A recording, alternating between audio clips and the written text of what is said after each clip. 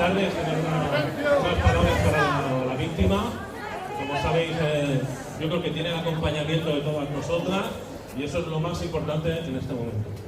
La segunda cosa que quería decir es tener unas palabras de agradecimiento para todas las personas que no están de acuerdo, que han expresado una opinión discordante, porque es cuando trabajamos todos juntos cuando conseguimos solucionar las cosas.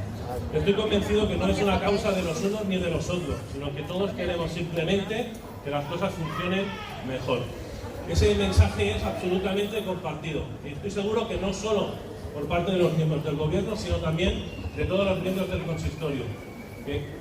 Dentro de lo que se puede ir haciendo cada día, hemos ido trabajando con consistencia, con convicción y con esperanza en ir solucionando los temas.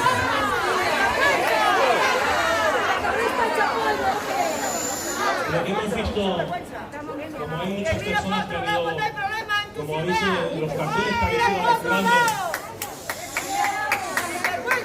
habéis ido mostrando, a lo largo de toda la manifestación, que ninguna agresión tiene que quedar sin respuesta y tiene que haber un compromiso firme por parte de todos nosotros de erradicar la violencia de género, sea de quien sea y cual forma que tenga.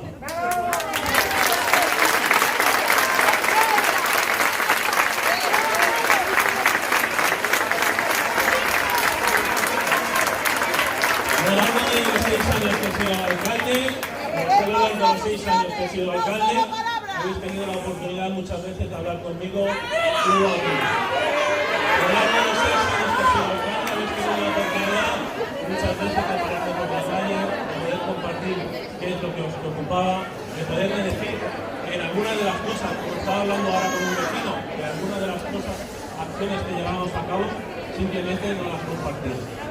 Esa disposición la vais a seguir viendo, que hay una persona que os escucha, que va a seguir a vuestro lado, que no ha cambiado y que con vosotros va a trabajar en solucionar los problemas. Buenas tardes.